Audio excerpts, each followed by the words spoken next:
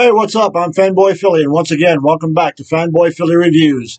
And as promised, today's movie is Doctor Sleep, which is the sequel to The Shining. If you saw my last review, The Shining, I was left with a lot of questions and hope that I might find answers by watching Doctor Sleep. So let's get into it.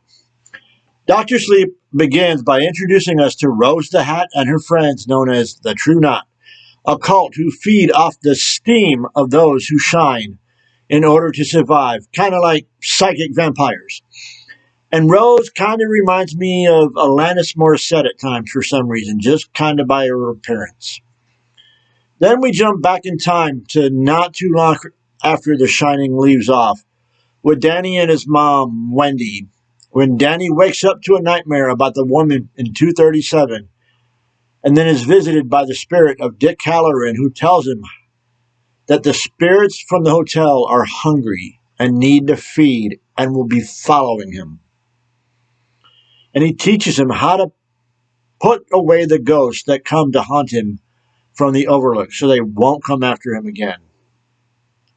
And then we jump back to modern time to see that Dan has become a drunk as a way to hide his shine.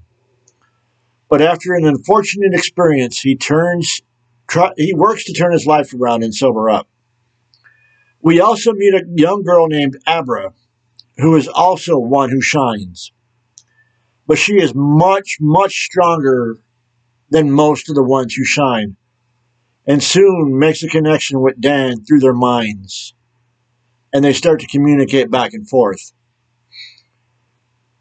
And then she also becomes an unexpected observer of the knot consuming a young boy who also has the shine. And as she does this, Rose the Hat becomes aware of her.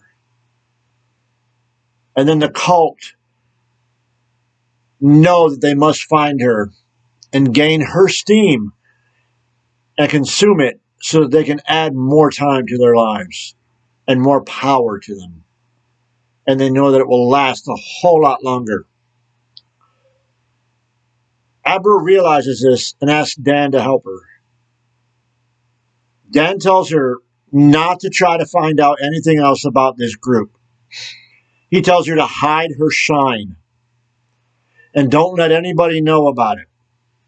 That is, until he's once again visited by Dick, who convinces him that he has to help her.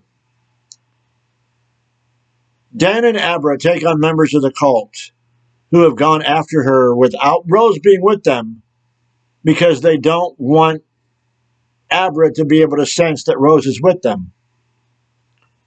And Dan ends up killing them all, which really, really angers Rose. And this begins a chase, which leads Dan to take the final battle to the place that started it all for him, the Overlook. And that begins a huge psychic battle between Dan and Rose, we begin to learn a whole lot more of the story. And the story of this movie was a whole lot more clear than The Shining, and I understood what was going on so much better. The cult was fleshed out as to who they were, what they needed, and why. Dick reappearing every time gave us exposition on what was going on every time that he appeared to Dan. The confrontation between Dan and Rose did some mirroring between the scenes from the previous film between his parents. And the scene between Rose and Abra mirrored the ones between Dan and his father in the maze. I like the way in the flashback scenes, instead of using old clips, they not only used new scenes with new actors, they also redid some of the old scenes with those new actors as well. And by the way, the actor playing Jack, that was Elliot from E.T. I thought that was a little fun. And if you remember, the biggest thing that I came into this movie with was a whole lot of questions and wondering if this movie would answer those questions. So my anticipation of this movie was intense. I won't give what answers I got because I know a lot of people haven't seen this, but I did get answers to my question. And that actually did reform my understanding of The Shining. In a way, since I had just seen The Shining for the first time the other night and then seeing Doctor Sleep right after, I can almost look at it in a different way. It's almost like Doctor Sleep is not a sequel to The Shining, but kind of in a way, The Shining could almost be seen as a kind of backwards prequel to Doctor Sleep because of the way that Doctor Sleep kind of helped explain The Shining. I know it's crazy, but it makes sense in my head.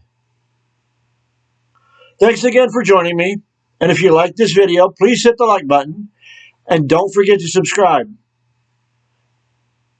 And also hit that notification bell so you can be notified the next time I post a video.